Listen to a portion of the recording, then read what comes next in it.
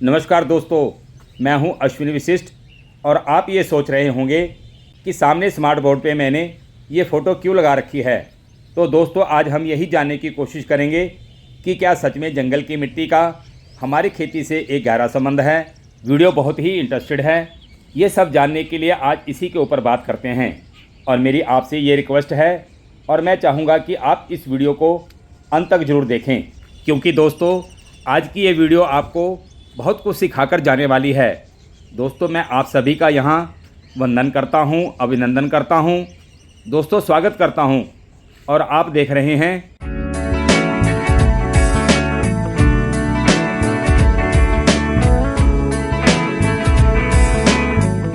दोस्तों, अब मेरे से बहुत सारे लोग आकर मिलते हैं और उनकी एक ही शिकायत रहती है कि हम बाज़ार से एक महंगे प्रोडक्ट्स लेकर आते हैं पौधों की ग्रोथ के लिए, जिसे देने के लिए अक्सर खेती के महान जानकार हमें बताते हैं।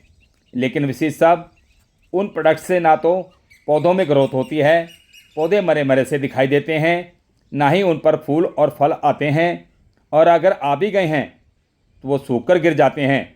तो दोस्तों, आप बिल्कुल भी ना घबराइए, क्योंकि इन सभी कही गई बातों का एक ही मुख्य कारण है और वो है मिट्टी का कमज़ोर हो जाना, या फिर देसी भाषा में मैं यूं कहूं कि मिट्टी का बंजर हो जाना।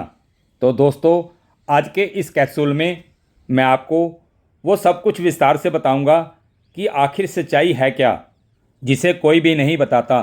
तो आज मैं आपको वो सभी बताने वाला हूं कि कमज़ोर मिट्टी को जंगल की मिट्टी से कैसे रिचार्ज किया जाता है।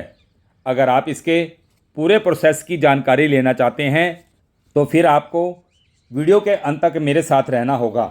जैसे कि दोस्तों, उदाहरण के लिए ऊंची इमारत को बनाने के लिए एक मजबूत नींव की ज़रूरत होती है, और वो मजबूत नींव इमारत को सदियों तक खड़ा रखने के लिए हर परिस्थितियों को झेल लेती है।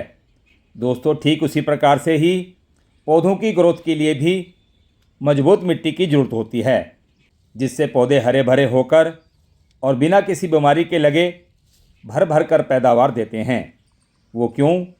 क्योंकि दोस्तों, पौधों की मिट्टी मजबूत थी।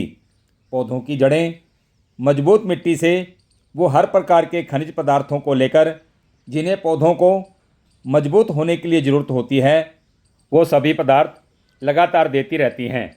दोस्तों, अगर पौधे की जड़ें और पौधा दोनों मजबूत होंगे तो मेरा दावा है कि पौधों को फिर किसी भी प्रकार की कोई बीमारी नहीं लगेगी। अगर बीमारी नहीं लगेगी और पौधे मजबूत होंगे तो दोस्तों, पौधों को भर भर के पैदावार देने के लिए किसी भी प्रकार की परिस्थितियां बीमारी के रूप में फिर रोक नहीं पाएंगी। जैसे मैंने उदाहरण के रूप में आपको ऊंची इमारत की मजबूत नींव के बारे में बताया था। दोस्तों, उम्मीद करता हूं कि ये वीडियो आपको दिलचस्प ज़रूर लग रही होगी और जंगल की मिट्टी का हमारी खेती में क्या महत्व है ये भी पता चल गया होगा। दोस्तों, जो अब मैं आपको बताने जा रहा हूं, यहाँ से वीडियो और भी दिलचस्प होने वाली है। आप वीडियो के अंत तक बने रहिएगा। दोस्तों, खेती के महान जानकार किसान या बागवानी करने वालों को तरह तरह के प्रलोभन देकर कंपनियों के प्रोडक्ट्स को बेचते हैं, और खेती करने वाले बेचारे किसान भाई या गार्डनर इनकी चुंगल में फंसकर सब कुछ गंवा बैठते हैं।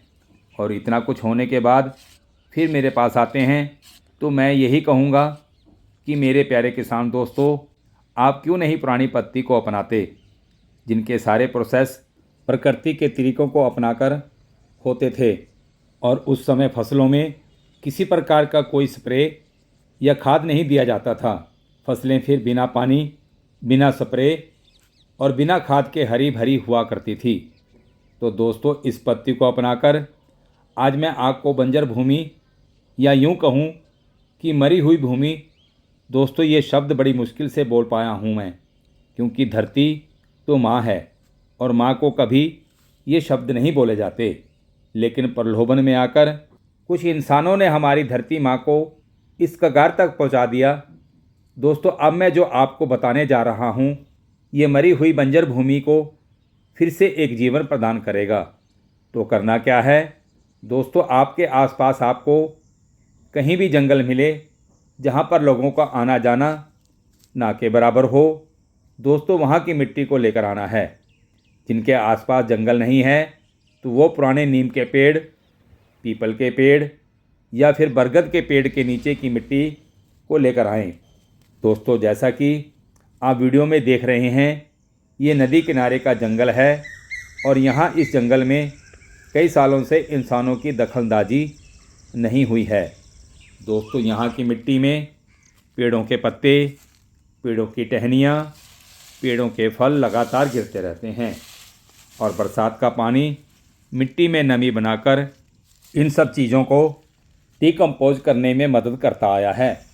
दोस्तों, ये जो आप काले रंग की जंगल की मिट्टी को इकट्ठा करते हुए देख रहे हैं, इसमें बैक्टीरिया, फफूंद, शैवाल, प्रोटोजोआ और आर्किया जैसे सूक्ष्म जीव हैं जो मिट्टी को स्वस्थ और उपजाऊ रखने में महत्वपूर्ण भूमिका निभाते हैं।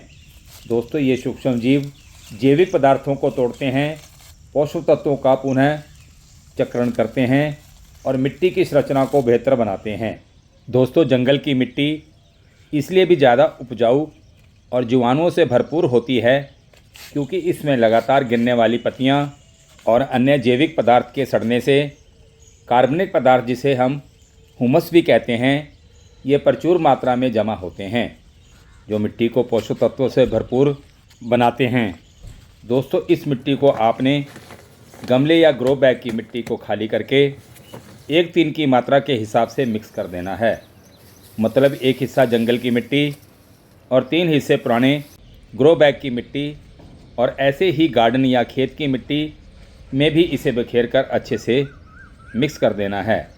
ऐसा करने से दोस्तों, ग्रो बैग या गार्डन की मिट्टी जो रासायनिक खाद और रासायनिक स्प्रे को देने से बंजर हो गई थी, ये जंगल की मिट्टी अपने प्रोसेस को स्टार्ट करके पुरानी मिट्टी को पुनः रिचार्ज करने लग जाएगी। दोस्तों, आप मेरे गार्डन में जितने भी ग्रो बैग देख रहे हैं, मैं इनको ऐसे ही रिचार्ज करता हूं। दोस्तों, इस मिट्टी में पौधों की ग्रोथ बड़ी तेज़ी से होती है क्योंकि ये मिट्टी बहुत ही पावरफुल पोषक तत्वों से भरपूर होती है। दोस्तों, जब पौधे मजबूत होंगे तो फिर मिट्टी में किसी प्रकार की खाद और पौधों पर किसी प्रकार का कीटनाशक देने की ज़रूरत नहीं पड़ेगी।